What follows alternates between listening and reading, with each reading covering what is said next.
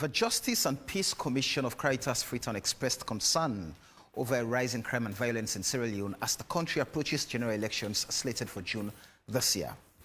Programs Manager of Caritas Freetown, Elisa Silla, said that Sierra Leone security is fragile, noting that people were aggrieved and seemingly waiting for an opportunity to be violent.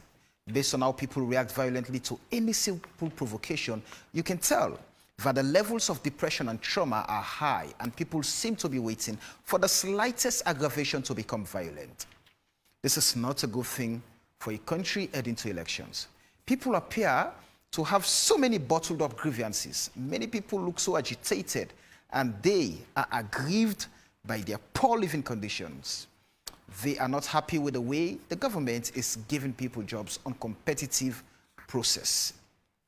Our security is very fragile. Crime is on the rise. The other day we received reports of people who had been found wounded in the provinces. We want to think it's an act of robbery, but we're also worried about the deteriorating security in the country, Elisa said. Now, on August 10th of 2022, hundreds of protesters took to the streets of Freetown and some parts of the north, protesting against inflation and the rising cost of living, according to some of the protesters. The protests grew violent at times. Graphic images and video of battered and seriously injured protesters, including dead security personnel and members of the public, were seen on social media. Security forces were also seen firing guns at citizens. Vice President Dr. Mohamed Julde Jallo declared a nationwide curfew on the Wednesday, 3 p.m. local time, while President Julius Maada Bio was out of the country. Now, the impartiality of the Sierra Leone police is once again being called into question with a recent report from Amnesty International, European Union, and the United States Embassy. Tonight, we're taking a look at the state of security in Sierra Leone, 2023 elections, peace and violence. My name is Samuel Wise-Bangura, and this is AYV on Sunday.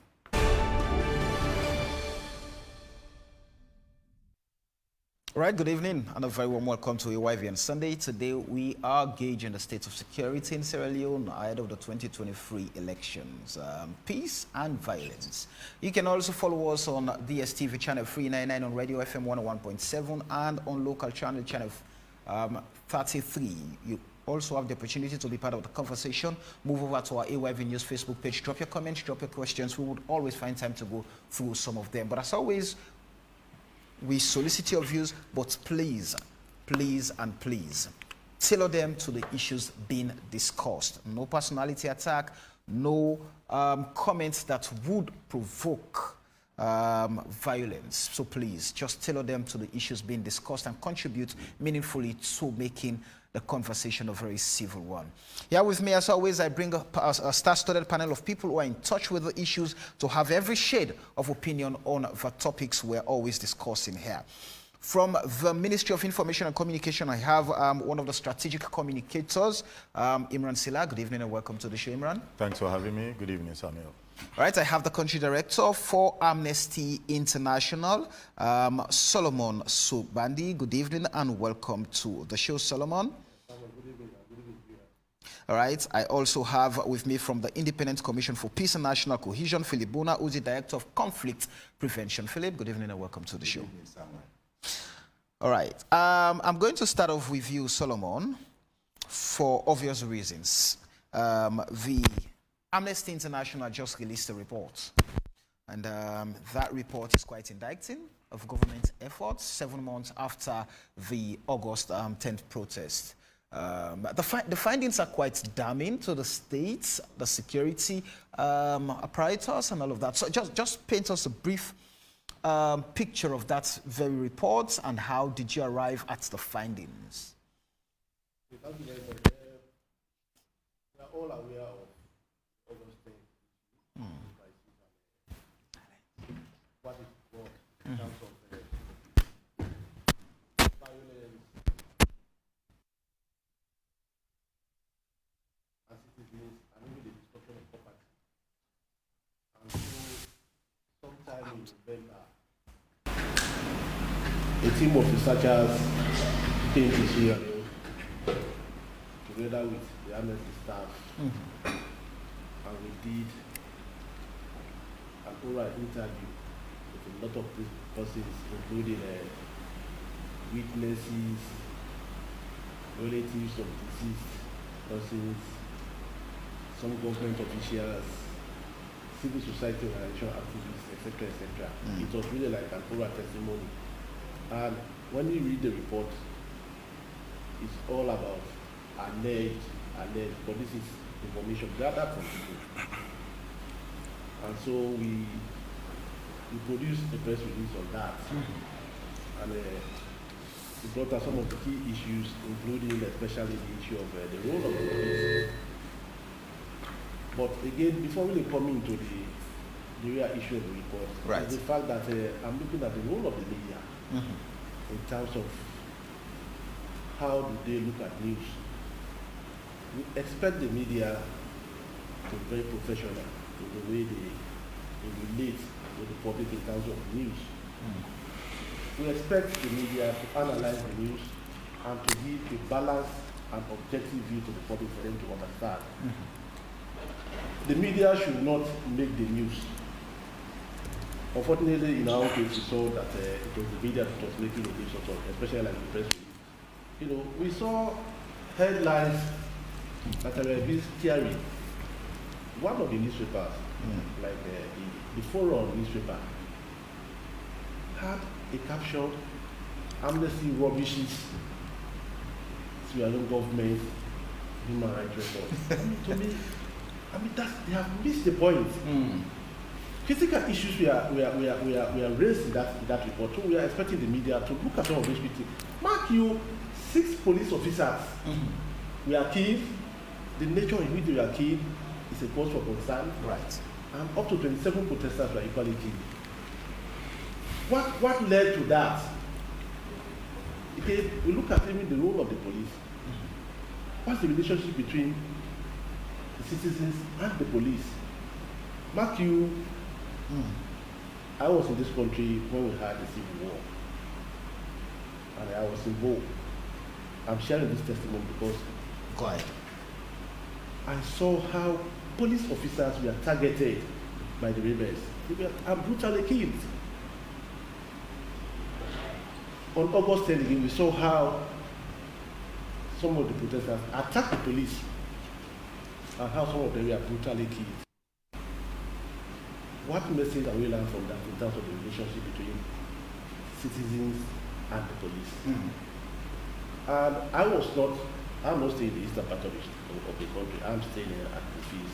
But colleagues and friends who are staying in the eastern part, who saw what I could say, why the citizens were... I'm afraid I have to hold you there. I think we're having a little glitch with your microphone. Let's allow the technician fix it, and then we'll allow you to continue your submission.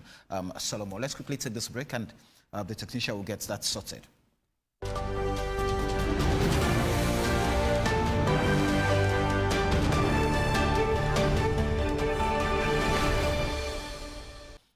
I still have with me in the studio Philip Bona from the Independent Commission for Peace and National Cohesion, Solomon Sogbani from Amnesty International, and Imran Silla from the Ministry of Information and Communication.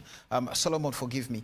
You were making a submission about the August 10 and the reports you've published. And first off, just before you continue, when you say the media is not helping to shape the conversation and allow people or give context to some of these things, rather, we've seen over time where the media has played a crucial role and sometimes been blamed for some of atrocities committed in other countries, including Sierra Leone.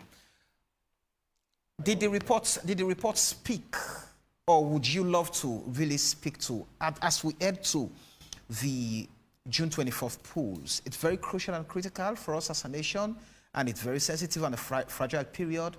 What would you love to see in terms of what role should the media play, just out of curiosity? Again, we want to see the media playing its traditional role in terms of displaying levels of professionalism in terms of how they report, and not to bring in personal considerations or some inclinations. Sensationalism in the print. Fine. Because, like the Forum newspaper, when you look at the caption and the rest of the information, nothing follows. They say Amnesty rubbishes the government was reviewing records, human rights records. Fine, that's the caption. But you read what follows, there is nothing there other than our press release. So, I mean, what is it? What are they putting across? And it's not only, I mean, there are other newspapers equally having such a scary, I mean, sensational headlines. And so, I mean, this is a very serious issue we are raising in the press release. Police officers were killed. Citizens were killed. Properties were destroyed. We need to take the conversation very, very serious and not to bring in sensational headlines.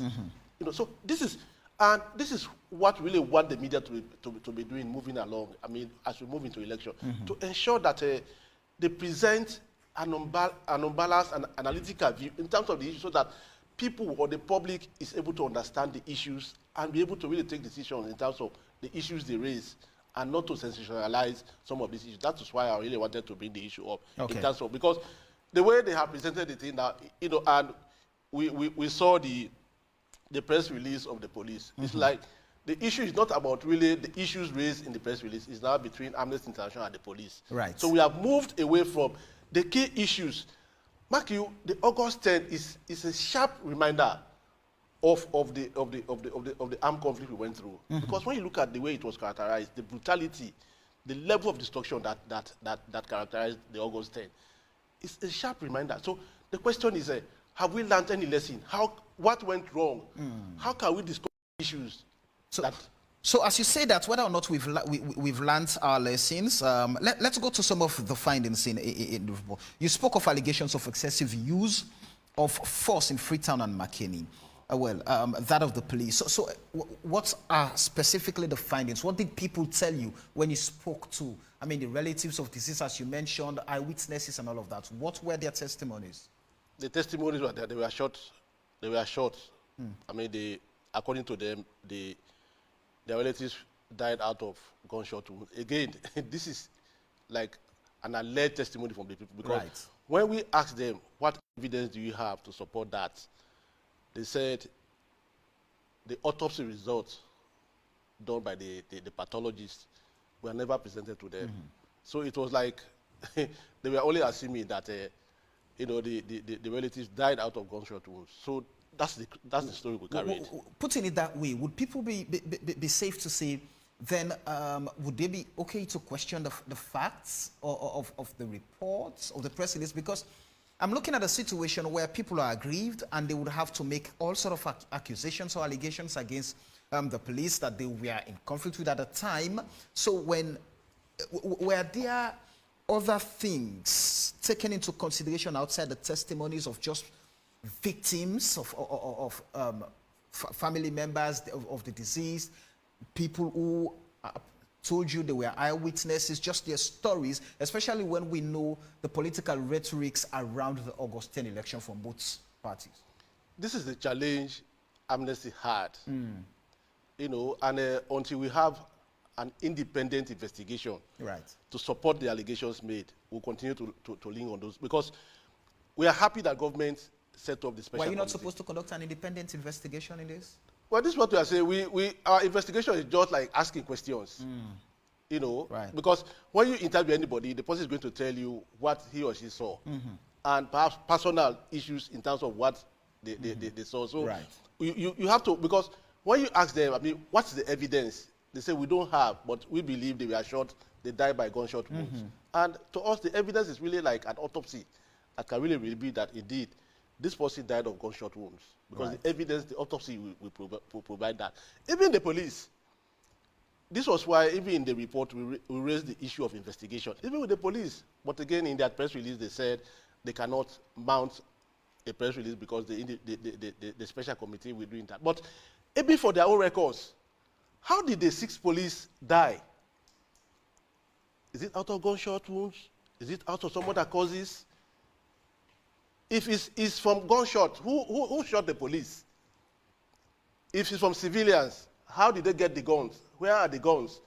So that raises the alarm for him, the small arms committee, to mount up an investigation if they are saying that the 6 police who died of gunshot. So what we are saying, government needs to really do an in-depth investigation. And that's why we are happy that the special committee, but again, we have challenge with the special committee. Which is? One, we are happy that it was set up, but to date, we don't know where we are in the investigations. Have they completed? Do they have a draft report? They should be related with the public to know where we are in the investigation. Mark you, we are a few months to elections, and we wanted to have the report, the recommendations, and how can we push government into action in terms of carrying out those recommendations. Let me hear from Imran. As you asked about the report, I was reliably informed by members of the committee that they've completed the investigation, they've submitted the report, and it's left with government now to publish the report. But Imran, you've listened. I'm pretty sure you must have read the release put out by Amnesty International, and of course the police already had responded to a bit of it. First off, what does government make of that statement by Amnesty International? Thank you again for the opportunity, Samuel. I have not only read the report, I brought a copy of the report with me. There are two elements, well, three now. Which are? Based on the media involvement being raised. The first, naturally, has to be the 10th of August and what actually happened, and the way in which the Amnesty report have captured it. Second, which is germane to the first, right, and that it touches and concerns human rights. Because somehow, if you watch social media, there's a spin to it, which is our human rights record. The human rights record of this government, forgetting all of what we probably have accomplished, together with the House of Parliament, I have to add, right? And that's bipartisan also. But then, you know, we'll come to that in a minute. If you look at the report, Samuel, it talks about people being interviewed, yeah? The first part was about someone being interviewed, a civilian. The second was another one being interviewed. The third was from a protester in Makeni who was interviewed on his own account. And then if you go to the final page, it says background. On the 10th August 2022, protest broke out in Freetown. Protest broke out in Freetown and other areas of the country amid mounting frustrations over the soaring cost of living. Some demonstrators called for President Bill to resign. Now, this I feel is very inaccurate. Very inaccurate. In what sense? It's a sort of placated way of explaining what actually happened. Protest broke out in Freetown. Right. No. And it clearly distorts what the facts are. Samuel, we were all in Sierra Leone on the 10th of August. We know what happened. These protests largely emanated from APC stronghold in Makeni, in Tonkolili, in Putloko, Waterloo, in the east end of Freetown, not in the west end of Freetown, not in Bo, not in Pujong, not in Kailao, not in Moyamba, you know, not in Cambia even. So clearly, there was a political tilt to it. Had Amnesty International, well, the actors here, had they done their job diligently, that should have been captured in the background. No, right? But they did not because... To have blamed the opposition party for orchestrating that? No, just set the backdrop. Because if the backdrop, a backdrop cannot just be 3-4 lines. A backdrop has to be more than 3-4 lines because... We know exactly. Well, just state it can't be. It could be anything, but not just in Freetown and other areas of the country, because we know that if what they were saying was cost of living, the cost of a bag of rice in Makeni is the same as the cost of rice in Bo. The cost of a bag of rice in Kamakwe is the same as the cost of rice, a bag of rice in Kailao, the same in Moyamba, the same in Kenema, the same in Pujong. But the inhabitants of those places clearly did not take to the streets, yeah? What we saw unfolded on the 10th of August is a mob action. And what do they say about mobs? It's a place where people go to forget their conscience, Samuel. People took out right, took to the streets on that day in those places. What I would not want to do, there's a committee the government has set up already. That report, like you said. I'm simply talking. I mean, we're talking now. It's about the reports, right? And what I think has been distorted, right? It is not factual at all. Number one. Second, my brother just mentioned amongst the many people they spoke to. Right? I wish they could have spoken to the deceased police officers, the families of the deceased officers, and it should have been captured in the report, right? Because it is not just about what happened. I went to Kamakwe, Samuel, and it is also factual that the first person to die on that day was the police officer in the east end of Freetown. He was the first to lose his life, and that's on record. He was unarmed. He used to live at Dwazak Farm. I'm close to friends. I know friends who know the family very well and were very close to him. He was regarded as a pastor. Yeah? This was someone who, well, I don't know if he had a church, but that shows how religious he was. And on that day, he was unarmed. Clearly just having a baton on him, trying to pacify the crowd. What happened? He was killed, right, by mobs, looking to overthrow a government, claiming it was because of cost of living. And to the officer in Kamakwe, we went to Kamakwe, I think, a week after the incident on the 10th of August. This young man, who was dragged through the streets of Kamakwe, was actually living in Kamakwe, not only because of his police assignment, but he was married in Makini, have kids in Makini. So there were 3 attempts to pacify the crowd, young people, not to go into action. And when that failed, I'm coming. When that failed, Samuel, all the police officers were warned to be on their guard and to keep themselves safe. He said distinctly, and I got this from the stakeholders in Kamakwe, right? He said distinctly, look, Nami home this is home for me. I am not going anywhere. He went home to his wife and kids. He was dragged through the streets. So you didn't need, it's not rocket science to get those information and get them contained in this report. My point is... So what I want to get from you, Solomon is there. Amnesty has gotten a reputation for putting out, and defending human rights and all of that. But saying that this report is not factual and the report is erroneous. It could have been a lot more than what we're seeing, Samuel, right? And that cannot be disputed, number one. Second, right? I'm not blaming Amnesty International as an organization, yeah? Because we know they have a reputation, right? We know, right, that they're respected across the world, yeah? For the work that they have done and the work that they continue to do. But somehow, my sources tell me, because I spoke to a few people who were connected when the team came into Freetown to do their investigations and talk to people, some of what was said to them, right, from my source was clearly dismissed. Definitely not in this, definitely not captured in this report, definitely. And so it raises so many questions than the ones it has attempted to answer, which is, why was it not more thorough and detailed? I mean, I have a son who's 20.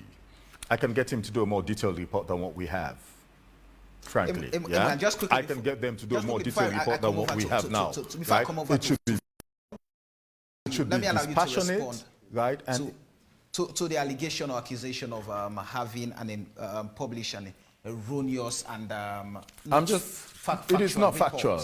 It is not factual. Solomon. The point is the fact that it depends on whom you meet and whom you interview. And that's the response you get. And mark you. But what Imran is saying here is that he has his sources. He spoke to some of his sources, and clearly some of the findings you did not publish. Like which one? So it's a skewed. So are you giving us a skewed report? No, but ask you which ones? Okay, so did you talk to the families of the police officers killed? No. So could you not have done that? I mean, in the process of your investigation, could it not have been more thorough, the point right, is, and extensive? The point is not interviewing the relatives of police officers does not skew the report. But a lot of other people, even like civil society activists, credible civil society activists. We cannot name them. And that's not here also. No, we cannot name them. No, you could have. But they were interviewed. Yes. And they gave you. That's what you are saying. Yeah, but yes. No names were mentioned. Even That's, in the report, no, in fact, the civilians you spoke to. No. No names were mentioned. We cannot. No, we cannot. If a notable human rights activist name was mentioned in the initial draft, I said no, you cannot do that. So let us. You are exposing. Why? No, but you cannot. Security?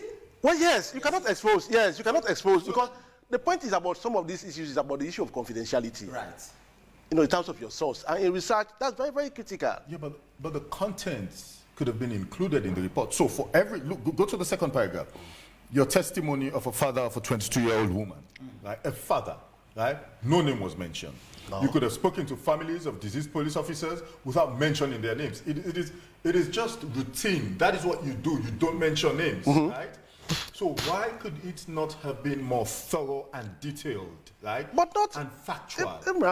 I cannot understand. I mean, just not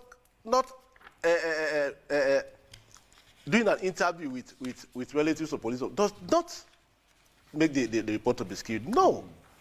Well, but this. Wait, are you in contention of what are the issues in the report that you are in contention of? My problem is when you give a backdrop saying, that protest broke out in Freetown and other parts. Other parts we know, right? These are areas where you have more opposition support. So you wanted the reports to have actually validated your claim. Well, exactly. Validate themselves. So have validated your claim. I mean, as a government saying that it is not my claim. The protests were just from the opposition stronghold, orchestrated by the APC. It was an insurrection. Was that what you were looking for? It is for the sanctity of their own reports. Right? When you write a report, it has to be balanced. Protests took place in opposition stronghold because that's what it is. That is what happened. Don't you have supporters in the north? Look, as a party. Samuel, we know exactly what happened. This is let us not be let us not pick our words. Yeah, we know exactly what happened. Yeah, in Kamakwe, in Makeni, in Putloko, and in the eastern part of Freetown. For the majority of Sierra Leone, including the Western, the majority of Sierra Leone was peaceful and quiet. People went about their daily business. And that has to be noted in the report. So granted, that's what? You can call it a protest against cost of living. But the cost of living in Makeni is no different from the cost of living in Moemba.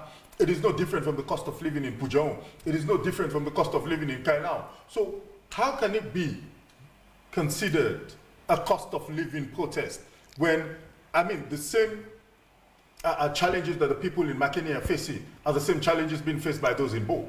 Right? So does it make sense to anybody that this was a protest for cost of living? Again, would it mean that, let's go back, when, say for example in Makeni under Vianney's Baikroma-led administration, that, I mean, government ministers would go to Makeni and people would be given handouts and all of that, that cushions their sufferings, which was never different from those in Bo and Kenema. And now that the tides have changed, the same? No, look, I don't think so. I think it's down to bad politics, Samir. All right. Yeah, because at the end of the day, people have challenges on a daily basis. We all do. Even for those of us who aren't. Imran, you're my friend. In the situation where I'm broke, I have access to Imran. Imran, I'm broke, which is different from that. We have the same challenges, but I have a means of solving. Because I will call you, Imran. You would say, okay, well, I don't get Gano, yeah. So you cannot limit your explanation to only those in the north. Right. People in the south and the east also have those same challenges and have no one to go to.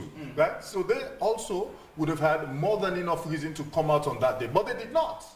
They did not because look, and those challenges did not go away the following day. It is still there. Right. This is something as a government that we have acknowledged and we have said, yes, we know that there are global circumstances. The credibility of this report has been questioned. It is not only being questioned, yeah? It is not only being questioned somewhere. It has to be fair and balanced and more detailed, right? You cannot, I mean, you have seen the report, haven't you? Right? Look at the backdrop. What, 2.5 lines? Boy picking self age 20 now. Gam, report for rights and tell them for do a backdrop, it could do 20 lines. 2 paragraphs. How can you do it 2.5 lines and you say this is a backdrop? The Independent Commission for Peace and National Cohesion. Philip, I'm sure the Commission was very much involved in the arrangement to restoring peace and sanity in those parts that were affected by the August 10 protests. Lives were lost and all of that. What does the Commission make of the report? Have you gone through the report? Is the Commission okay with the report? Well, yes, I went through the report. Well, to start with, thanks a lot for the invitation and to be part of this conversation. I personally know Amnesty International as a well-renowned, credible institution all over the world. Absolutely. And they've been doing excellent job, Right. especially in crisis areas or when it comes to human rights abuses. They have track record of, you know, really standing up with victims, you know, whose human rights have been abused. That said, getting that report in my hands with regard to the August 10 incident and the content of it, by means of using a method of interviewing victims or relatives of victims, my first impression was, I mean, I'm speaking here as an individual, as Philip, was that they could have added, or they should have added some flesh to it. No doubt about it. Flesh in what sense? In the sense that I missed interviews presented here from other protagonists who also fell victim, who would have been also equally very important to capture in this report. That was actually what I thought. I said the content of it, the interview conducted definitely captures the victims or relatives of victims. One-sided reports. Yes, but it should have added, you know, some more information to it. I think I got that one. Then another thing was, I think, the premise, you know, was not well, you know, highlighted. Why this report at this point in time?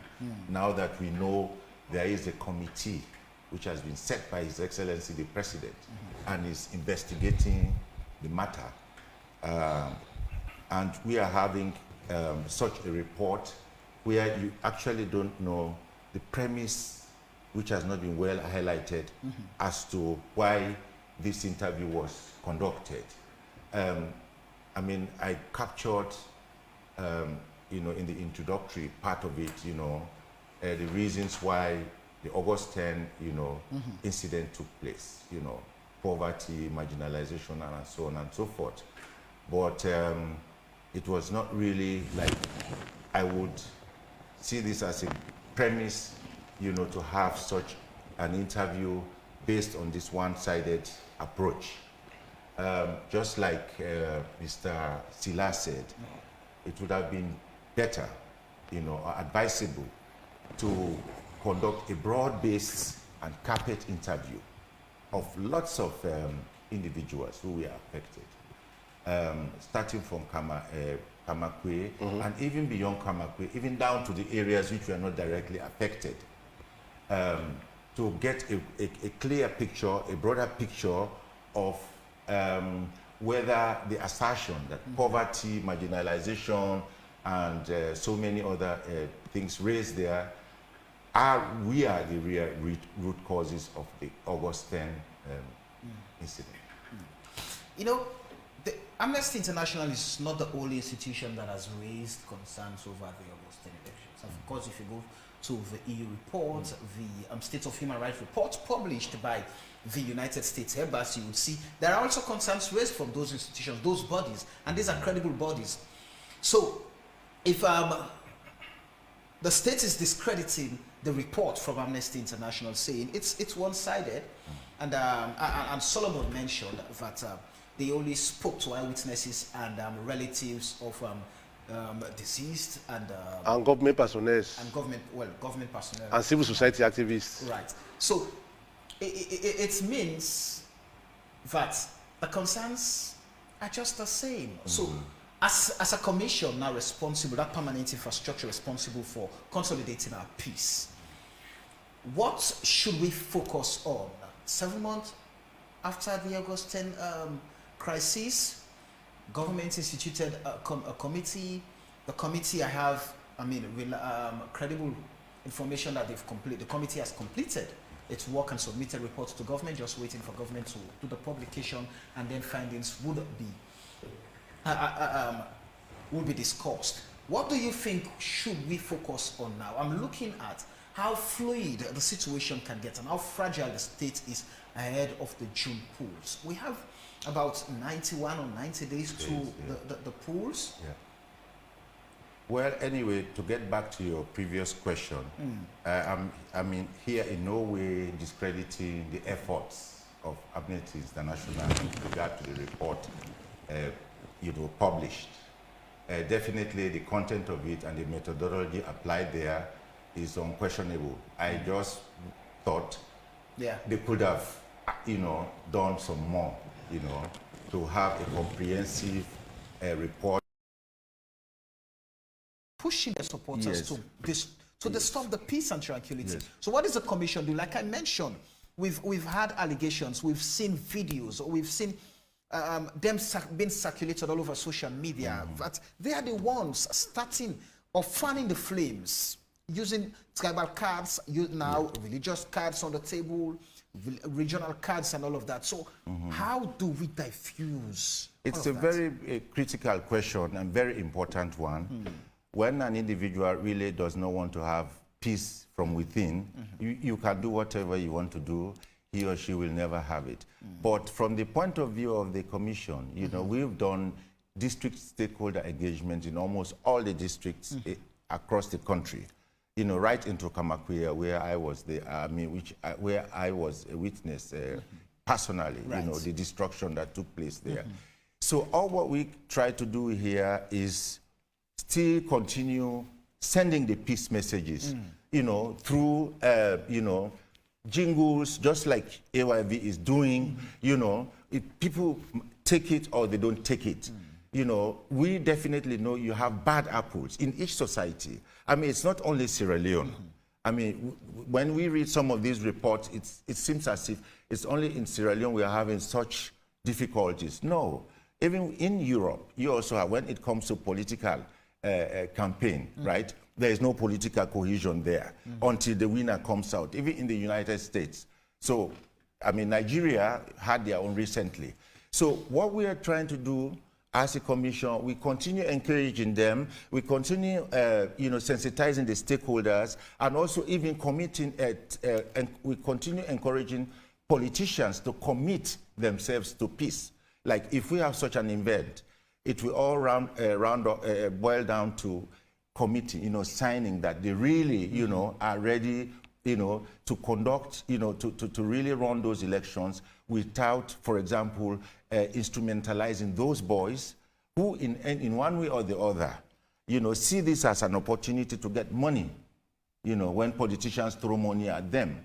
But really, actually, these boys, personally, they are peaceful. I mean, running through Lumley, where I usually drive to go to work, I will see all those big posters from the various politicians, and those boys will stand there wiping them, cleaning them, but you never see them have any clash. You never see them have any dispute. But rather, they will just continue asking for, some amount of money, right? So it's also a way of making money. So the politicians know that.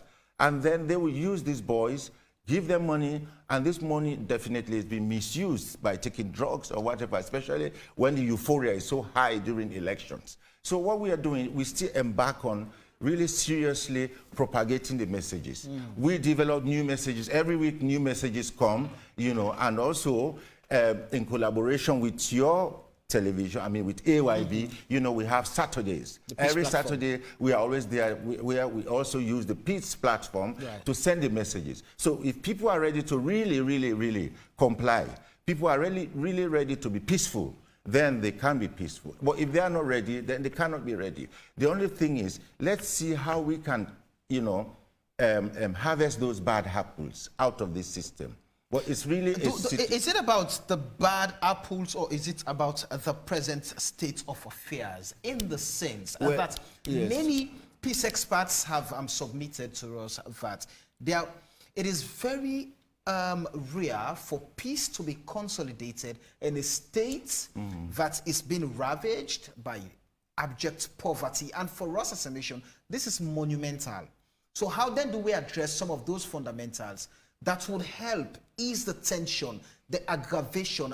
Many people are agitated in Sierra Leone simply because of the state of affairs. And this is not just happening now. Yes. And it's not just happening in Sierra Leone at the same time. Because we've also seen other countries, people have taken to the streets, they've protested against some of these things. So what should be done to help you do your work as a commission? Well, I think what is key here, this is my observation, it's still the social media. Those guys there, especially in the diaspora, sending all sorts of, messages, inciting those young people. If we can, if the government or the people of Sierra Leone will be ready to say, no, we don't listen to them, this is already a plus point. If you look at August 10th, up to August 10th, 8th, 9th, 10th, the kind of messages coming into Sierra Leone from the diaspora, was also a factor that led to this, to the mayhem, to the chaos, to the disaster we saw, which eventually became a disgrace to this country. And not only that, we also dropped, 1 or 2 points, if you look at the peace index. Right. So this is where we have to start. Those out there, they should know that it's the one Sierra Leone they came from, which we all belong to. And if they are sending hate messages because they want to make political capital gains, or just even deliberately just destroy the peace, the 20 years peace we'll be enjoying, then of course, Samuel, it will be very difficult, no matter which commission, no matter which institution or which government is there, this problem will always be there. So what we do is education. That's one key area, to educate the people, about the essence of peace. Mind you, that's how Rwanda started in '94.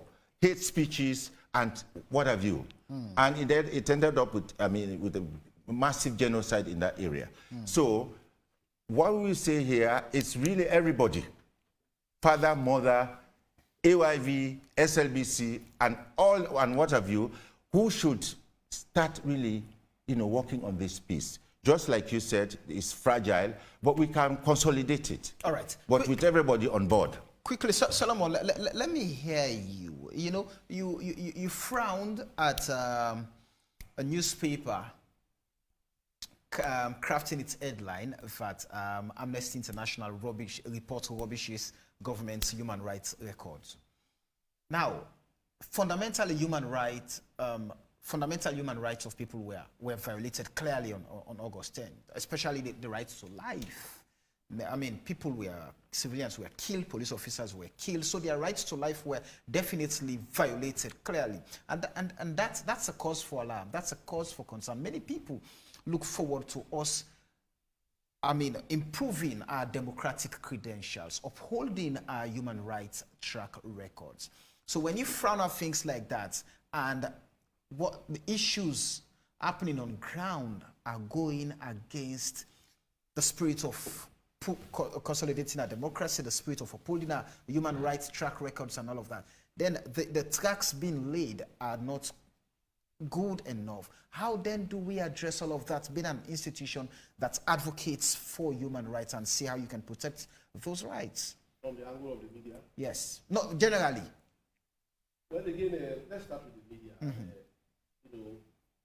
This is a wake-up call for the Independent Media Commission to ensure that they do what I call media surveillance, because some newspapers have started predicting the outcome of the election, and that's dangerous. Bring the issues because of ABC, they will think this party is going to win because of this and that. That is done everywhere in the world. I know, but the danger there is it's everywhere. But you look at the level of understanding of our people. If you continuously present to them the picture that this party, because of this, and they are going to win, and at the end of the day, they don't win, it's going to undermine the peace. People will start interpreting that the election have been hijacked or stolen. This is what I'm saying, the type of messages, even the media, in terms of even discussions. How do you ensure that you balance the report? What we wanted the media to have done with the report was to really look at the issue of the violence. And how do we control that? The police were targeted, and this is where some of us are coming from, beyond every other thing. The 6 police officers were killed. And as I was saying, the military was equally involved in this. But people were appreciating the military than the police. How did the police die? So what's the level of the excessive force infused by the Sierra Leone police? In fact, and this is where, again, the Sierra Leone police is missing the point, because I read from their release that we are not sympathizing with the police officers that were killed and even their relatives. That is not the point. Samuel, you are in the media world. You look at the standoffs between civilians and the police all over the world. At the end of the day, who is severely criticized? It's the police.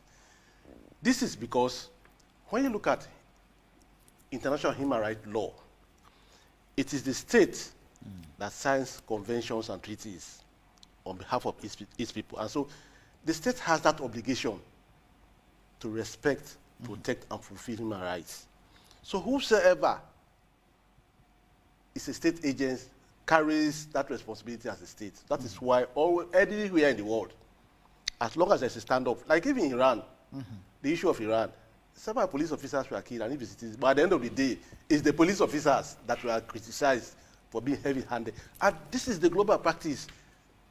Again, what we are saying is that we would have loved the police to do an independent investigation in terms of the cause of death of the police officers. How did they die? Would the police have come out with a credible, with a balanced and a fair report? They are investigating their own type.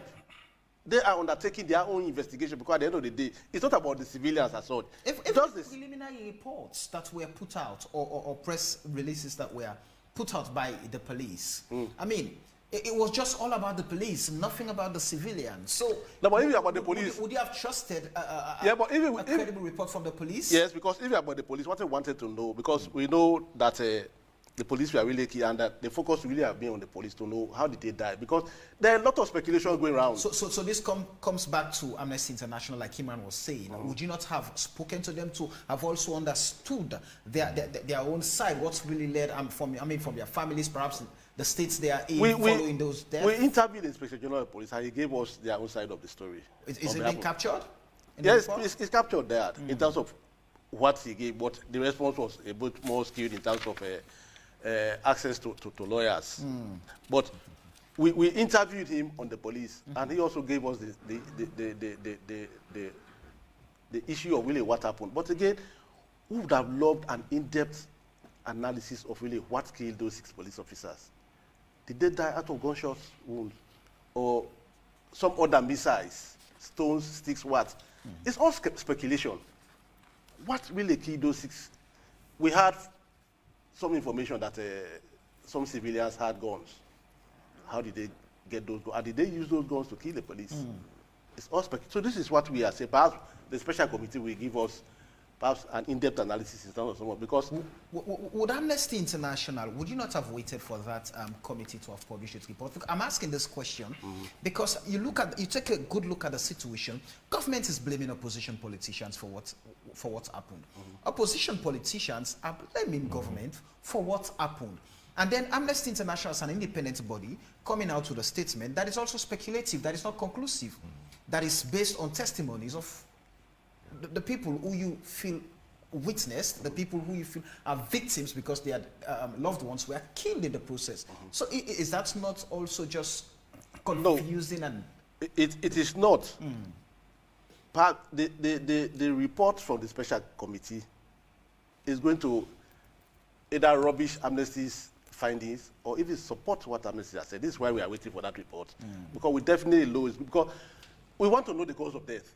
I love the way, by the way, how you use the word rubbish Amnesty International and you're criticizing the media's headline. Go ahead.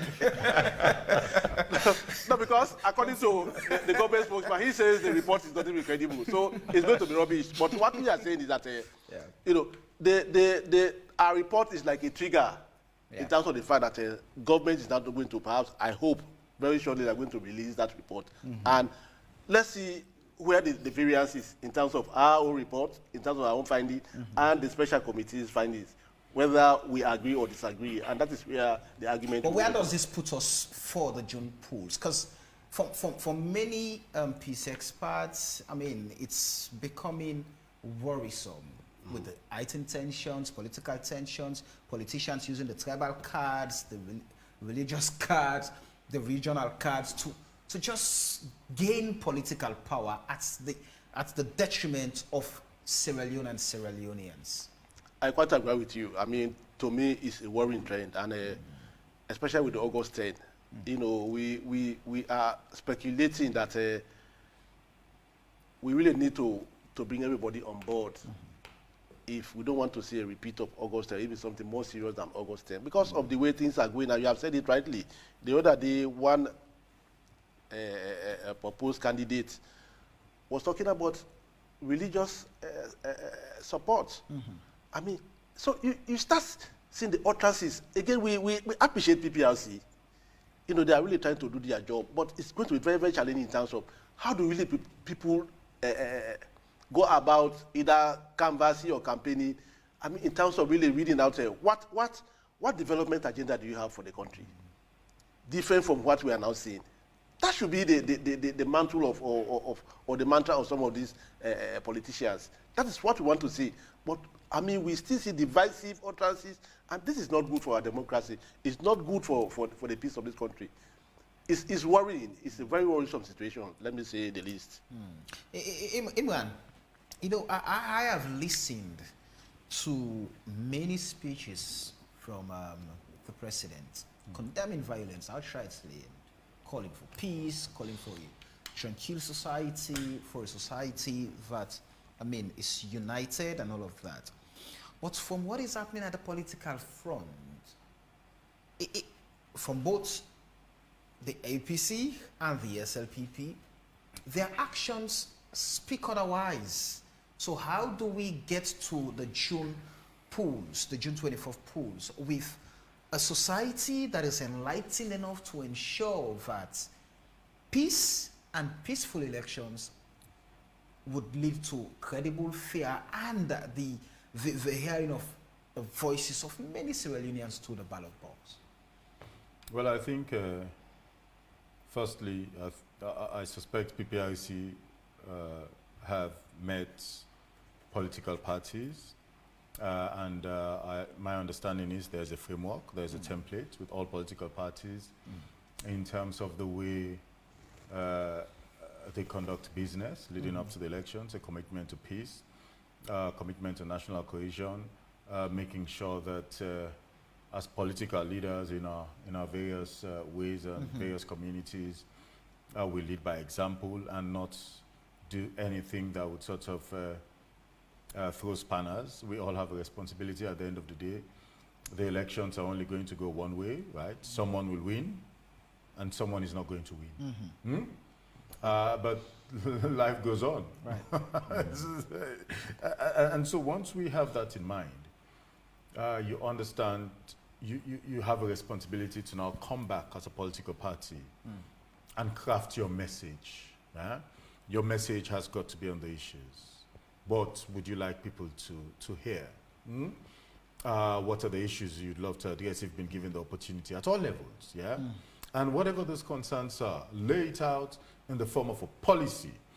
Go out and explain to people. And I think once that is done, we will be fine between now and the elections and even beyond. Now, if I can, there's another element also to it. Which is? Because in as much as we would like political parties to conduct business in the right and appropriate way, you're still going to have those who would choose to do otherwise. Right. Yeah. And that is where the question of the law comes in. Yeah. I expect the police and all other law enforcement agencies to be up to their game, right?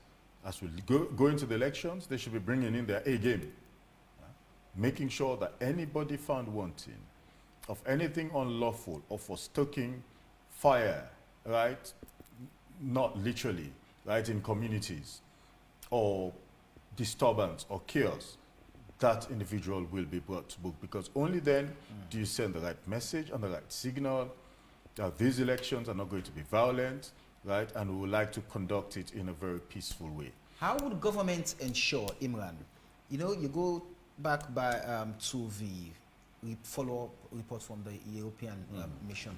It tells you that significant trust in the election management bodies, the judiciary, the police. I mean, it's going down. It's going down significantly. And these bodies, especially the judiciary, the police, these are the sucker of hope, if we should put it. The judiciary is there to ensure that the remedy situations using the law. But if these bodies have been accused as being used or politically influenced by the states, and it operates well, the politicians, the politicians, then how would the rule of law come into force in a manner that people do not get to see it as you being selective in the implementation and interpretation of the laws? So, I mean, firstly, let me say on the issue of the police and the fact that there is low trust in the police force. Right. I was reading a report, and that it has nothing to do with Sierra Leone. It's about the United States and their police. It's at a very low point from state to state. I mean, they have those issues. So, right. I'm not saying it is something we should celebrate, right? But if for anything, I think the Sierra Leone police can take solace from the fact that they are not alone in terms of having to live up to expectation, right? Because, I mean, it's the same when there's low trust in the police in the United Kingdom in the way they relate with black people or people of color. I mean, it's the same for the United States. It's the same for any developed country, right? As to how they deal with black people or just general policing. So there are challenges. But does it mean that we don't have those good moments, right? It's because also often when something bad happens, right, or when it doesn't look too good, that is what comes to the fore, right? Ultimately, the police have a responsibility, and I'm sure they will take their responsibility seriously. On the second part, which has to do with the judiciary, now let me just say, there has been a lot of accomplishments with the judiciary in nearly 5 years of this administration, and that cannot be disputed at all, right? It comes back to the initial question, yeah, which has to do with human rights, yeah, and what we have accomplished in 5 years. In 2015, a survey was done as per how many judges do we have, given the number of citizens we have in this country, which is about 7 million. The African average should be 1 to 33,000. In 2015, we were 145,000 to 1 judge, yeah? And that tells you a lot as to why cases were left forever, unattended, and all the rest of it. You go to ordinary Mamiko's case, if you not take it on a UDEPA for 4 years. The record in 2020 is quite different, and that shows how much progress this government has made. So access to justice, I mean, in terms of its improvement, has moved from 30 to 70%. High court criminal sessions in places never heard of in Pujaun, Tonkolili, Bont, Cambia, Koinadugu, Kainau. Does access guarantee justice? A total number, but it's part of it. It's part of it. It's a process in itself. Ultimately, I'm sure your question is suggesting in terms of, well, what those conclusions are, what the rulings are. Right. But you first of all need to be able to have the access, right, before you get to those conclusions. So a total of 800 cases were listed in 2020, of which 477 were completed, which is about 60% percentage-wise. Are these political cases? Because no. I mean, you get to talk about all of these things. When the politicians, when they are on the other side, the judiciary, the police, they do not function because they are being captured by the ruling class. I mean, these accusations were there when APC was in power. They are still there now when SLPP is in power. So how do we get a system that works for the state? So at the end of the day, when the SLPP is in opposition, SLPP will be able to trust these state institutions that when things do not go right, they are able to take issues to the court, and they trust the court to do and deliver justice. So the data and statistics that I'm giving you are ones that have been acknowledged even by our international partners. Yeah, the judiciary has got support from the United Kingdom, European Union, and all the rest of it in terms of making sure that they scale. So these accomplishments are accomplishments that they also recognize. EU defeat and all the rest of it. Yeah, and therefore it shows that it is not how it used to be in 2015 or 2014 or 2013. This Chief Justice is making deliberate and determined effort. I mean, I don't hold any brief for him. I shouldn't be saying this, but these are public information, they're public knowledge, right? It boils down to what the vision is of His Excellency the President. It's on human rights. It touches and concerns human rights. So on the issue of human rights, Samuel, I don't know, in your living memory, when was the last time you had any government or a sitting president touting his accomplishments over a period of 5 years, or let's say 10 years, a two-term period? When was the last time? Never, ever. Not since the formation of this state called Sierra Leone at independence. Now, we have so many things to point to. In one term as a government, we can talk about access to justice, we can talk about the gender law, we can talk about the abolition of the death penalty. Interestingly enough, in the United States, they still have the death penalty in place in certain states. Right? We can talk about the freedom of, 1965 Part 5, and many more. Even if you want to talk about access to education, right? That is also enshrined in the Constitution of Sierra Leone, 1991 Constitution as amended. So we've done a lot when it comes to human rights issues. Continue to stay with me, Imran. There will come a time when we'll ask you to come and put your report card on the table. That's not what we're discussing here tonight. But allow me to run through some messages quickly. Jibrila says, Samuel, I have big issue with you. Why do you want to address the truth of, by saying that the president, he's saying he wants peace, blah, blah, blah, when he is out there preaching hate. Okay? Francis T.Y. Kroma is saying, for any report that will be published from any institutions now, it is a doctored one. We believe the report of Amnesty International and the U.S. John Kano is saying, so what about Gento's religious hate speech? Okay, George Orwell is saying, Karim Koron, the problem with this administration is the lack of communication to the citizens, my friend. 7 months down the line and nobody knows what is going on with such an important report. When innocent citizens were gunned down and the corpses were not given to their families. Also, the U.S. State Department, the EU have all released their reports about this same issue while the government kept quiet. Samuel, you're so biased and afraid to ask Imran that the President and First Lady are talking about peace, but roaming around Sierra Leone preaching hate speech, but trying to bring the opposition in the picture. Interesting. Ronald Bresford Ignatius Johnston is saying, when can many Sierra Leoneans remember a time Sierra Leone was economically prosperous? Most Sierra Leoneans have only experienced economic hardship in almost 62 years. When will there be a prosperous Sierra Leone for all? Oh, Salon. All right. Your port's not still functional. Interesting. Musa Kroma. Salon 4, well, he's saying this government promised us, the citizens, that they would come and do well with the economy. Now we're still hearing blame game. Jungle Alive is saying the people will stand up against all these politicians until they get it right one day. Mohamed Fona is saying this is sad coming from you, Imran, comparing the behavior of our police to the US police. Paul Kanu is saying, like, seriously, Imran is civilizing and downplaying these gross human rights abuses by the government. This is absolutely terrible because una direct relatives not involved.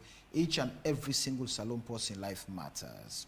Salon T. Usman is saying, one thing our politicians need to know is that one day Allah would judge them according to their works and ways. Musa Kuroma is saying no rights for citizens. It's a big, okay, I'm not going to go through that word. Jibril Bangura is saying until we get a credible opposition to put up a decent campaign to win over the hearts and minds of the people, the APC Tolombo haters cannot win enough votes in order to get to State House. Mohammed, we're tired of these statistics. You look at statistics that favor you and want to put the ones that do not favor you under the carpet. I'm going to take at most 5 more messages because of time. We have so many of them. Ronald Judson is saying, when you have strong institutions, then you would have good governance. But when successive governments are in the habit of state capture, then this is what you get. Lawlessness and citizens taking the law into their hands. Do we have a neutral police force? We all know the answer to that. This guy, okay, I'm not going to go through that, I'm afraid. Mr. Presenter, Bonds does not have any police issue because Bonf town don't ever. Okay, that's not too clear. And I'm not sure any one of us mentioned Bonf anyway. Thanks to social media now, it will help to force our leaders to do the needful as time goes on. For far too long, our African leaders have been keeping us in the dark and taking us for granted. Even if APC wins, if the government does not take the citizens seriously, their own would be worse than you. What is happening now in Senegal is a wake-up call. You can even see in the US, they want to ban TikTok. Joseph Josiah is saying that. Samuel, you shouldn't read about, you would not read about airports not yet responding. Didn't you send your journalists at the airport yesterday? Well, the good thing you saw. You saw the report yesterday, so it's a good thing. Thank you. Imran, this now Ramadan month to please say, okay, I'm skipping that. Whether you like it or not, doctors, okay, we're not campaigning right now. When the Electoral Commission declares campaign periods, I know the politicians and the political parties are doing what they had to. But let me quickly bring Solomon. Now, with this report out, and looking at the security and peace of Sierra Leone ahead of the June 24th polls, with this report, how imperative and urgent it is right now for government to come out with the committee report to be able to put into context where the nation went wrong, where politicians went wrong, where us, the citizens, went wrong, that at the end of the day led to the loss of lives on August 10. Yeah, thank you very much. I mean, this is why in our press release, we are really pushing for a speedy conclusion of the work of the special committee so that they will come out with a report with recommendations, and us, civil society, we'll see how we run along with those recommendations, because we know that definitely it's like a pathway in terms of how do we really want to run the country, in terms of consolidating the peace, because we continue to say that August 10 is a worrying trend. It's a wake-up call that things are not okay for the country, that the peace is fragile. Again, we want to even look at the relationship between the police and citizens. I mean, it's not rosary. And beyond criminality or criminals and the police, but if you do a public perception survey in terms of the relationship between citizens and the police, it's very, very low. He has said it perhaps even in other countries, but again, that's very worrying. We saw the way the police were attacked, 6 of them killed. I mean, and for some of them, they never had any weapon. Why were they killed? That sends a message that all is not well between the citizens and the police. Yeah. How do we have a national conversation on that? I'm going to quickly hold you there, Solomon Sobandi. Just quickly, online, we've been joined by the National Publicity Secretary of the Opposition All People's Congress Party, Sidi Yaya Tunis. Sidi, good evening and welcome to AYV on Sunday. Good evening, Samuel. Thanks for having me online. We're discussing the state of security ahead of the June 24th polls, and looking at peace and violence. And already we've seen that the APC put out a statement following the aspirant for the SLPP's mayoral seat in Freetown, Mohammed Gento Kamara. What would the APC speak to in terms of peace, in terms of security, and free and fair elections at this point? Thank you very much, Samuel. I mean, we have always stated our position and our commitment as far as it relates to making sure that we maintain peace, quiet, and national cohesion in this country. Several efforts have been made by the PPRC and the UNDP to ensure that we have cross-party dialogue focusing on peace and national cohesion, and also having a sanitized campaign period as we get closer to the general elections in June. And we have made commitments towards that, and so far we have lived up to our commitments. It is, however, disturbing that we continue to see senior people, aspirants, officials of the Sierra Leone People's Party continue to make insightful statements, divisive statements that have the potential to not only create tribal and religious tensions, but to even cause chaos that may probably be uncontrollable, along tribal and religious line. And the statements by Gento are the most offensive, most hateful, and most divisive statements I've heard from any aspiring candidate or even political party official for many, many, many years in this country. I mean, we have had issues, with tribal sentiments and tribal statements, but to, draw religion into it, something that we have enjoyed, the religious tolerance that we have enjoyed as a nation, for as long as this country has existed. I mean, it is unfortunate, it is troubling, especially when it was done in the house of worship, in the masjid, in the month of Ramadan, on the very first Friday in the holy month of Ramadan, a time when we should all be reflecting and praying for our country and praying for unity. I mean, it is unimaginable. It is something that is not only worth condemnation from all religious leaders, political leaders, civil society, media, but it is worth having serious action taken, because we cannot continue to condone such. Sidi, let me ask this question. So what is being seen across the divide, be it Red or be it SLPP, both parties, I mean, some members, very high-ranking members of these parties, have been accused of what you are accusing Gento of. What would be the pathway to having a national a nation that speaks to peace, national cohesion, and tranquility as we head towards the June 24th polls? Because accusing Gento of making tribal and religious rhetorics that threaten the peace, there are concerns also of against members of the APC who had done that, who people said had created some serious concerns around the peace. Former mayor have mentioned that. So how do we deal with all of these now? I mean, this is where I always talk about the insincerity on the part of even us, the citizenry. I mean, you have to look at the gravity of the statements.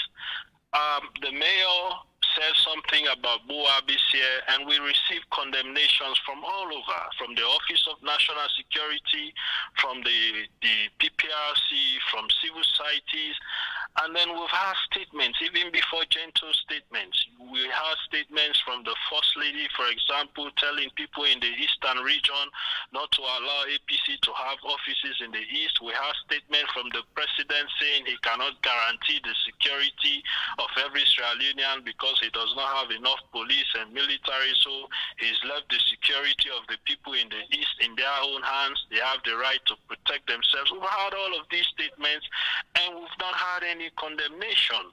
And now gentle statement, and people are trying to justify his statements by bringing in statements that have been made previously. Look, I've always emphasized it.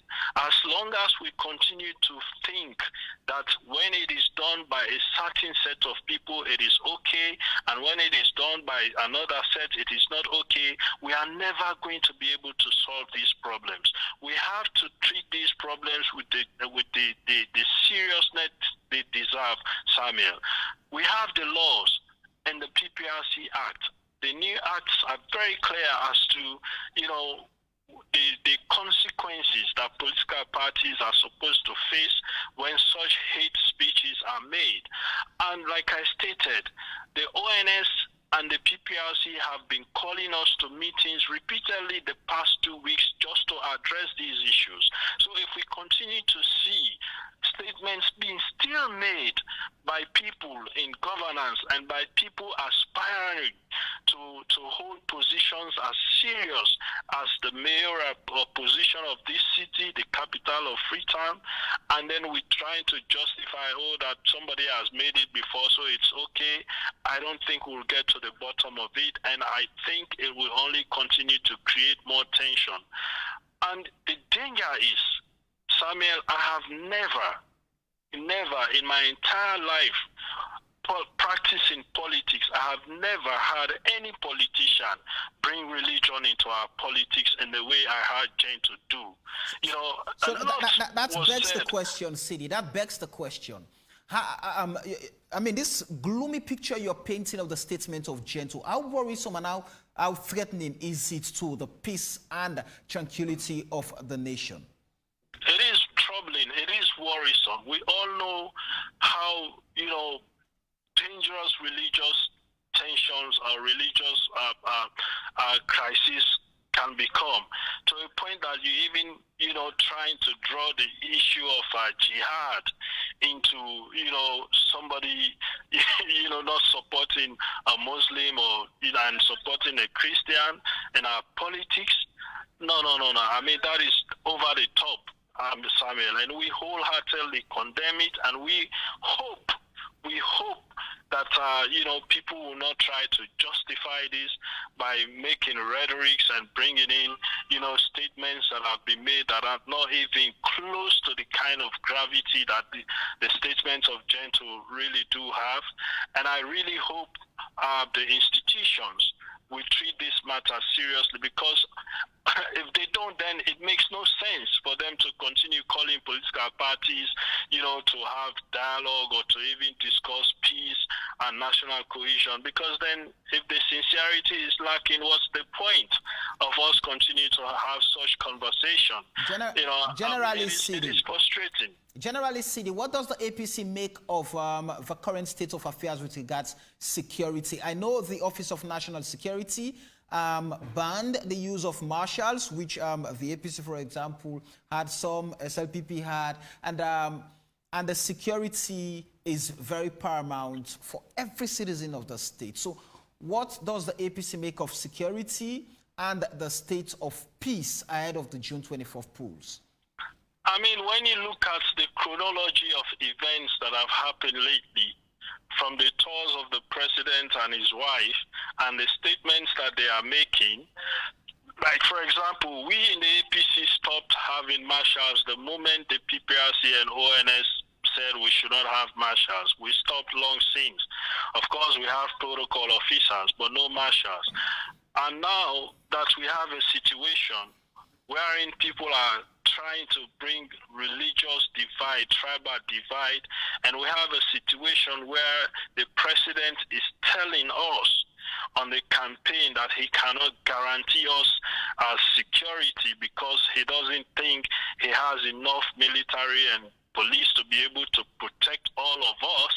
And and that we have the right to protect ourselves, how will that speak to us not having marshals? How would that speak to us not putting our own security measures in place? It is troubling, Samuel. I mean, this is coming from the president. Isn't that been the complaint over time, that the police do not have the human resource to police every Sierra Leonean? Even I mean, these were talks, these were propositions advanced even when the APC was in power. So why is this now a concern that the president is saying the truth? Yeah, it is coming from the president. And in the end of that speech, you know what happened? They shouted, Kamajo Hoye, RUF Hoye. You have to understand that. The undertone. So you have to look at the intent of the statements being made. So as somebody in opposition, your wife has said we should not be allowed to have offices in certain area because they think, you know, we are not supporting a certain tribe. And then you, my commander-in-chief, my president, the fountain of honor that is responsible for my security, saying you cannot guarantee me and that certain people have the right to protect themselves. And in the end, I hear people in your presence shouting Kamajo Oye, when we know we no longer have Kamajos in this country. Come on, Samuel. How committed is the APC to peace, Sidi?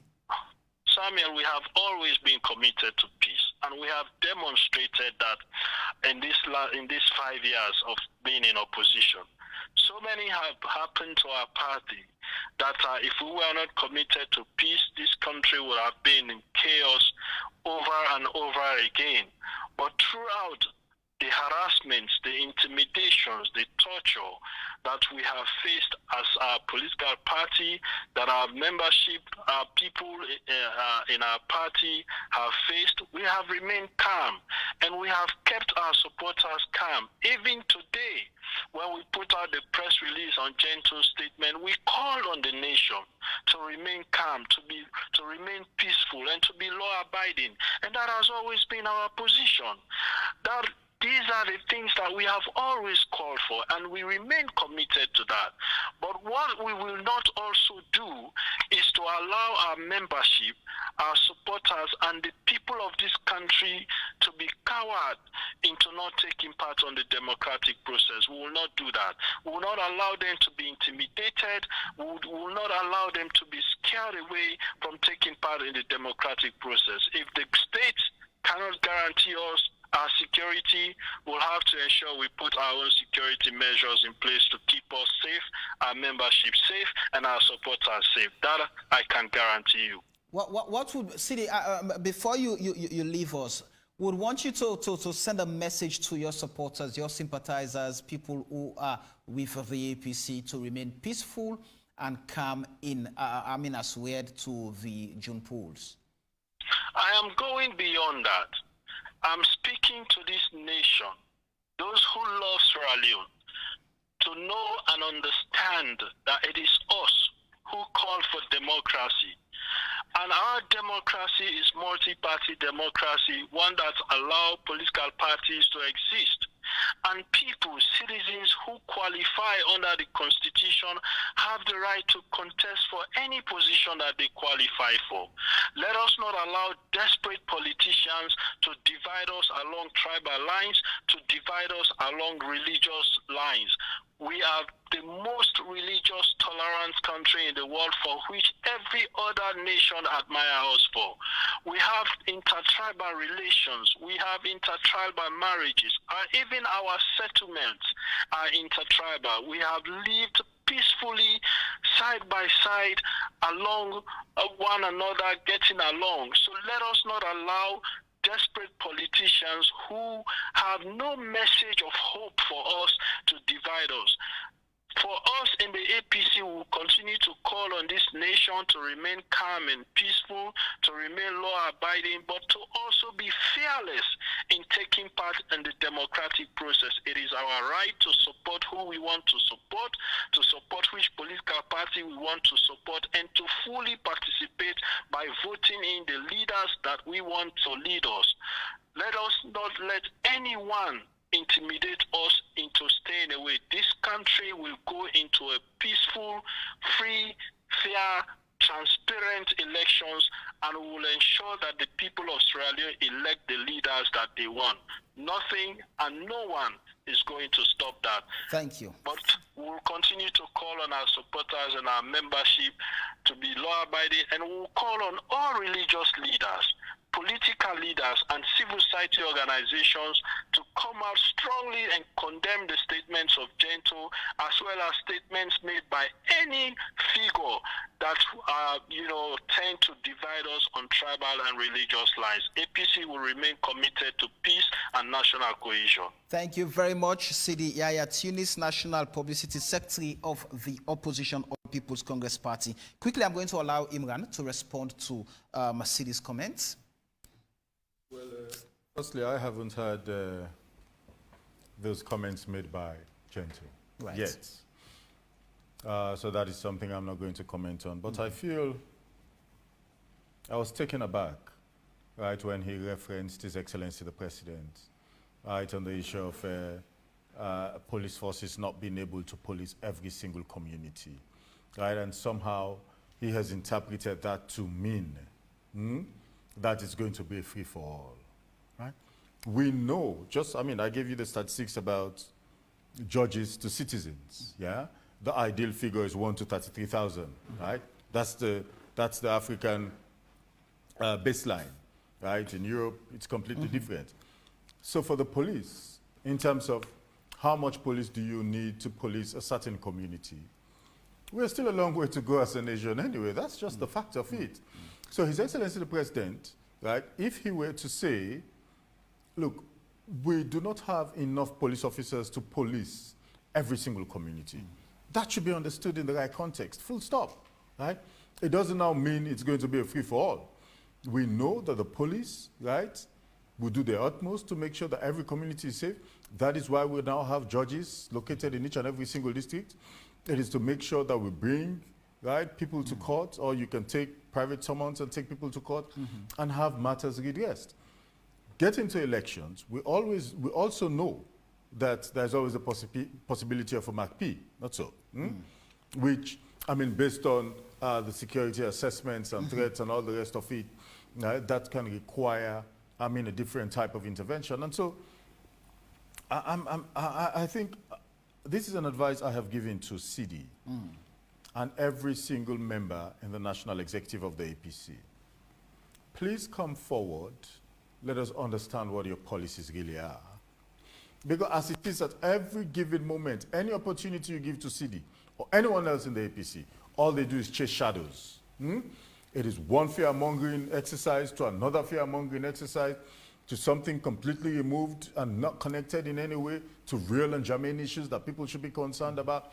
They are just hoping that they can peddle enough fear into this society, just enough, so that they might be able to win a vote, right, or win an election. That's not how politics work. It's about plans, it's about policies. What are the alternatives to the real issues that we are addressing as a government, and that His Excellency the President has committed himself to, right, for the first 5 years, and is looking forward to, when he gets a second term as President of the Republic of Sierra Leone. So, this has to be far more serious than CD is pretending it to be, yeah? Let us come back to germane issues of national security, yeah, as we lead to the elections. Those commitments that he's saying that on behalf of his party that they have made and will continue to make to PPIC and other security institutions as we approach the elections, that's a commitment I can make on behalf of my party, on behalf of the President of the Republic of Sierra Leone, and on behalf of government, that we are committed in ensuring that we have a peaceful elections. Nothing more, nothing less. And it's interesting. When he was referring to Gento, he alluded to it's the first time an aspirant is using religious. You know, firstly, we need to be thankful as a country, yeah, that never in the history of this country have we been able, never in the history of this country have we had reason, that's the exact word I was looking for, have we had reason to point to religious conflict and religious tension, right? We are a peaceful society. That is not who we are, I mean, as a nation, right? It might be for any other reason. It has never been about, about religion. So I remember in 2018, I think it was Musa Tawali and his party, what was it called? Allies One, Clearly. So it is clearly not the first time. I'm not saying, assuming, right, someone, for whatever reason, were to talk about religion is right, right? Because that's not, maybe that's not the way to go. Right? And I'm not sure whether anybody would deliberately seek to stoke religious tension, regardless of where you come from, right? And regardless of your party political persuasion. No one would seek to stoke, right, religious tensions in this country. So let us keep things in perspective. Let us not overhype them, yeah? And let us do things in moderation. That would be my advice to Sidi. Okay. I mean, he's a brother. Calm down, right? Let us come and talk about the real issues, about the economy, on infrastructure, on healthcare, on education, right? Because that is what people, right, would use to form an opinion as to who to vote for. And that is what we're doing. For the most part, 99.9% of the time, we are here talking about issues. Let them get real. They don't have any issues to talk about, interestingly enough. Now that make them go just defend. Now what you can call Jegman points. Yeah? From term to term, every time you call them a Jegman point, and then we pan out, take elections. All right. Let me bring in Solomon. Solomon, now we're trying to round off the conversation. How do we lay the tracks that would lead to us having an election that would see every player, I mean, it's almost impossible to have every player satisfied or be okay in politics, especially during periods like elections. But how do we ensure that the bodies set to look at all of the things, those bodies act independently and in the manner for which they were set up? Yes, I'm happy that we ended that way, that those structures established to ensure compliance, and that should cut across. I mean, we have seen issues like that, you know, from the PPRC, and to me, that's the way to go. We have seen how they have punished the APC for a breach. We have seen how they have written to the SFPP, telling them that what some sections of the membership did was not in tune with the way it's against the policies of PPRC. So we want to see more of that in terms of compliance to really ensure that it cuts across. Again, we from the human rights angle, we are saying that human rights or rights generally are never absolute. Every right goes with its corresponding responsibilities. So people should learn to be law-abiding. I mean, to us, that's the watchword. Ensure that we abide by the laws, we maintain the peace, because our rights are only guaranteed when there is peace. So that's how I will end my own talk. Just maybe finally, this report of yours, where do you put it on the table? What description would you want to give to it? Well, the report is a wake-up call for us to know that all is not well, and that what happened on August 10 sent a message that we have not learned from history and we are repeating. Is that conclusive? It is, because the level of violence we saw sends out the message that all is not well, and that we want to see the security force, especially the police, to be more professional in the way they manage crisis moving forward. You know, the other day, it's a known fact that it takes two to tango. And if you just get my side and forget about the other side, it means it's bias in itself. And so how would we then, as citizens, who on a normal day look, well, even us, the media, we look forward to institutions like Amnesty, other independent and credible institutions. When they put out things, for us it's food on the table. So whether it's delicious or not depends on the findings. So you leave, the report leaves many rooms for doubt and all of that, because people think, oh, it's one-sided already. How do we then feed from this, Solomon? So just, I mean, for the purpose of credibility and looking at Amnesty's reputation, is this something you would want to revisit? Well, not really revisiting. The point is, we are missing the point. Go ahead. Look at the substance of the report, the issues raised. Okay, you can say it's not. Don't talk about substance now. By the affected people, those concerned. Right. One, we outrightly condemn the violence and the killing. Yes. That forms the basis. Two, the nature of the way the violence took place. Right. It's a cause for concern. The police, the way they handle the thing, is a cause for concern. So there are a series of issues, even body on the special committee. So you see that these are like wake-up calls for us to know. Now we are happy that from you that the report has been finalized and submitted. That's fine. This is what the report is. The report is pushing for. We want to see action. And so if we have a report from the special committee, fine. Perhaps it's going to address some of the issues raised in the Amnesty report. Can I just say very quickly, Samuel, I would be the first person to come to the rescue of Amnesty International, right? And that is what I'm going to do. I remember back on the 18th of August, that was a students' demonstration way back in 1997, right? I was one of those students who were arrested and detained because we demonstrated against AFRC at the time. And we all know the story, the rest is history. I was not alone, Suleiman Banja Tijansi and many others, right? Amnesty International captured it, right, rightly so, and that helped, right, for us to be released at that point in time. So here's my point, Samuel. We all have bad days at the office, yeah? Even you, in the job that you do, right? You come to work someday and your job is to actually interview people. But sometimes you leave, right? Just the mental side to you gives you a feel that this was not one of my best performance, yeah? And you go back looking. It does not mean Samuel is not a bad person or not Sabine work, right? So this for me is one of those moments, yeah? They got this one wrong. I mean, this is a howler, very tardy. Let us accept it and move on. Amnesty International, that I know, with its head office somewhere in the world, right, have a very reputable, right? They're a very reputable institution, and you know, people rely on them the world over to capture issues and bring them to the fore. And that's how it's going to remain. On this one, let us not dwell on it for too long, because it could have been better, right? That's just, I mean, the fact of it. But Lord left it don't done. All right. Let us look forward. I'm sure there's also, I mean, for every report that goes out, for every work that they do, right, they have those internal mechanisms and structures. They'll go back and say, what can we do to make things better?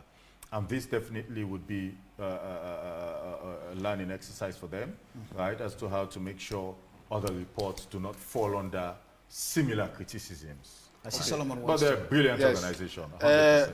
You know, let us have it, or let me correct this. Yeah. This is not really a report. It's a press release. Okay. It's different from a report. Okay. This is just to capture the issue quickly and perhaps raise it. A report is in-depth, like the annual report we'll be launching on Tuesday. You read that and you see the issues captured. So when you see the tool there, you know what we are really talking about. But by the way, the work of the committee is done. I can also confirm, like you said, that is going to be made public, right? Wonderful. And it is very thorough and detailed. Can I get a copy? We did not want to, well, not we, the committee did not want to come under the same criticism like we're experiencing with Amnesty International.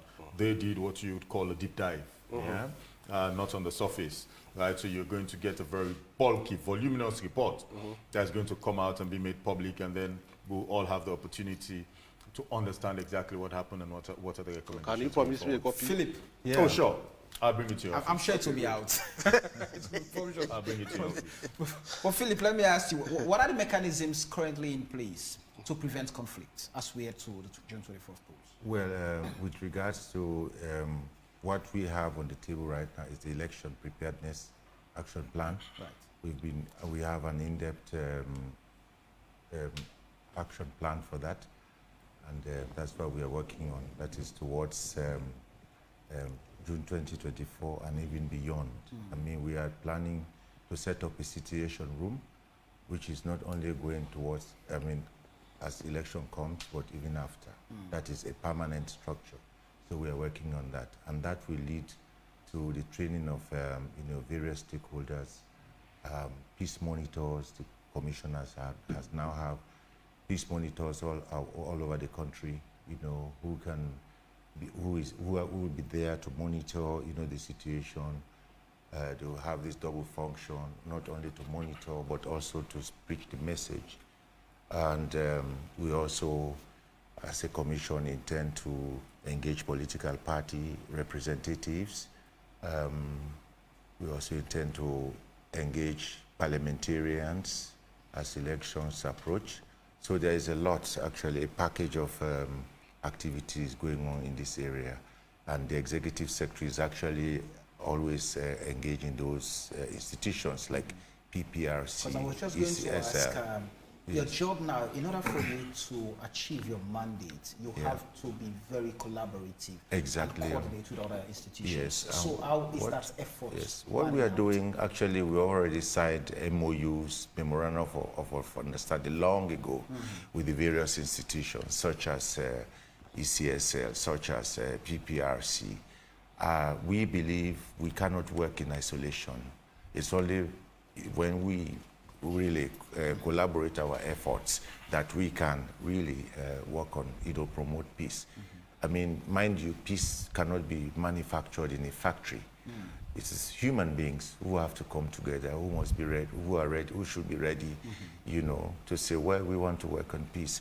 And this brings me exactly to the point, after hearing those, the two colleagues. Politicians. Yes, the politicians, Sila and Sidi, that I'm also personally optimistic that with all the fears we are now having, that this will come and pass. That is, the euphoria will come.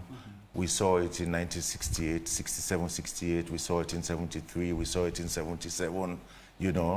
Until I left this country in 82, and starting from 96, we saw developments there. So I want to believe, of course, the tensions are high now, but the people in the end would want to maintain the peace. They wouldn't like to go back to the 1990s.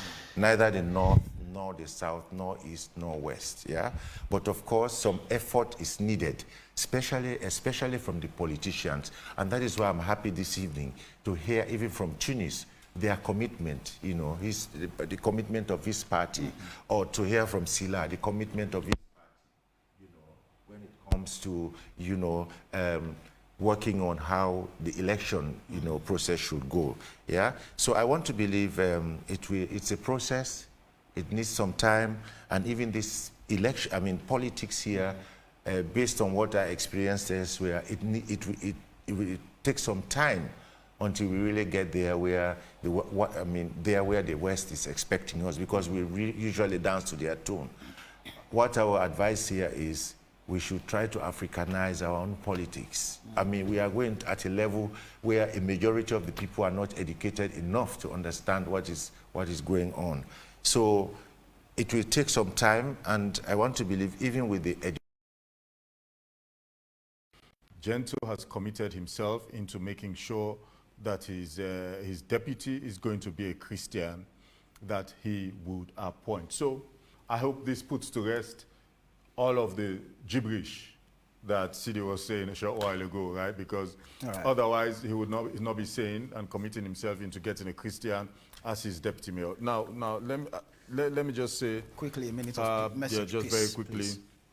That I think this government, under the leadership of His Excellency the President, retired Brigadier Julius Madabio, we take our human rights record very seriously.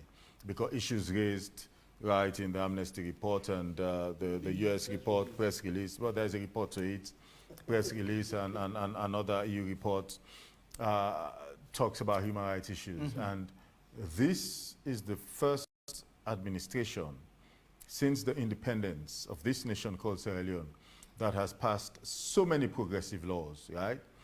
Civil liberties, gender law, access to education for pregnant girls, right to education for kids generally, and many others, death penalty, criminal libel, and all the rest of it. We have done so much in 5 years, and we're not doing it to meet international benchmarks, yeah?